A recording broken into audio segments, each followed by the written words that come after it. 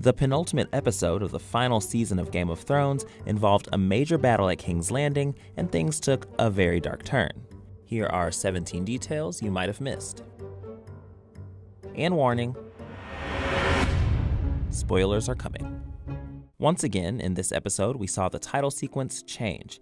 In this week's opening credits, one major change, we see scorpions, those giant crossbow-like weapons that Qyburn created to slay dragons, sitting atop the walls at King's Landing.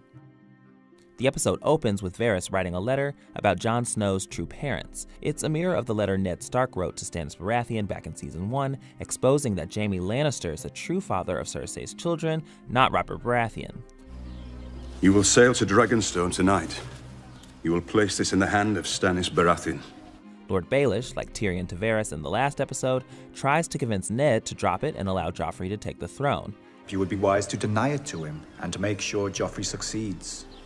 And like Ned, Varys pays the price for his actions with his life. There appear to be multiple letters Varys is writing. Could he have sent them out already, and to whom would he have sent them? As Varys writes his letters, he's interrupted by Marta, a little girl acting as one of his spies. We've actually seen Marta before. She was hiding in the crypt along with Varys during the Battle of Winterfell in Episode 3.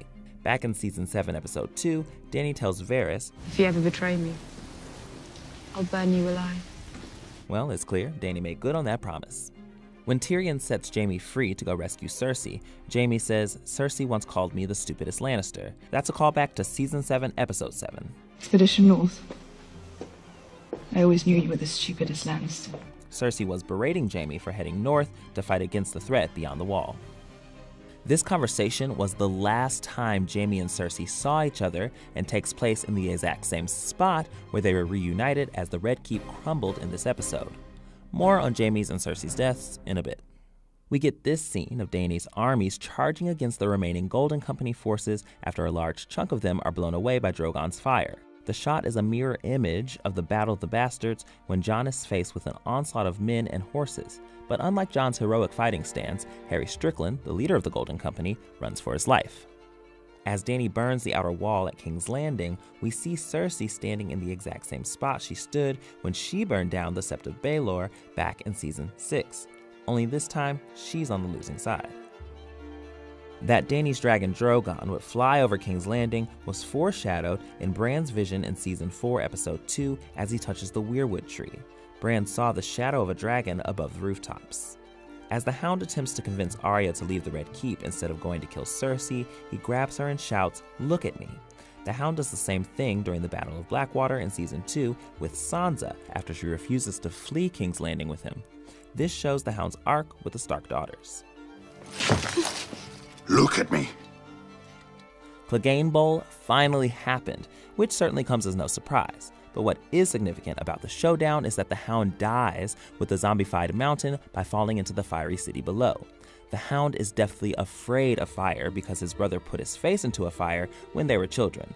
But as the show's producer describes it, the one thing stronger in the Hound than his fear of fire is the hatred for the person who put that fear there in the first place. In Season 3, Episode 9, as Arya and the Hound travel, Arya tells him, "Someday, I'm gonna put a sword through your eye and out the back of your skull." That's exactly what the Hound ends up doing to his brother, the Mountain. Game of Thrones is no stranger to the occasional celebrity cameo. Here we see Green Bay Packers quarterback Aaron Rodgers playing the role of a man in King's Landing, helping a woman who was injured. We hear a familiar composition at two different points during the episode. The Rains of Castamere plays once as Cersei realizes she must flee the Red Keep,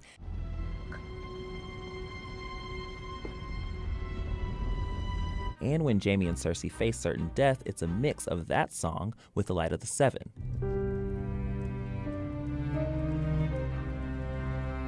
It's a clue that these characters won't survive the episode. Season 3, Episode 9 is called The Rains of Castamere, and we hear the song during the famous Red Wedding.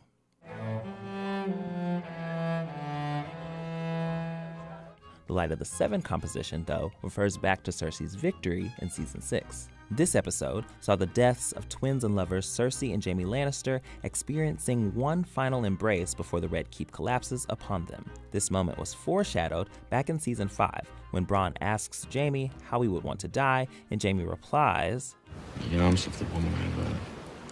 And it appears he does just that. There are other moments from the book that foreshadow this moment. In the books, Jaime says, "I cannot die while Cersei lives. We will die together as we were born together." And the show adapted this line from the book back in season 1. Jaime and I are more than brother and sister. We shared a womb. Came into this world together, we belong together. In season 2, episode 10, Dany had a vision upon entering the House of the Undying. She sees the throne room at King's Landing in shambles, with snow falling from above. Though we don't see it in this episode, the throne room is most certainly torn apart. But that falling snow looks a lot like the ashes falling from the sky. Could this be what Dany saw in the prophecy way back then? Or is the snow a reference to Jon Snow sitting on the throne after she wreaks havoc at King's Landing? Bran also sees a similar image of the throne room in his season 4 vision. Finally, we see a white horse standing in the middle of the ruins of King's Landing. Arya rides the horse out of the city. White horses in mythology often symbolize triumph, but in Christianity, they can also herald death, like in the Book of Revelation. Or is this a reference to Shadowfax in Lord of the Rings? Shadowfax is the lord of all horses. It's also worth noting that the young girl Arya is unable to save is holding on to a little white horse. Did we miss anything? Let us know in the comments.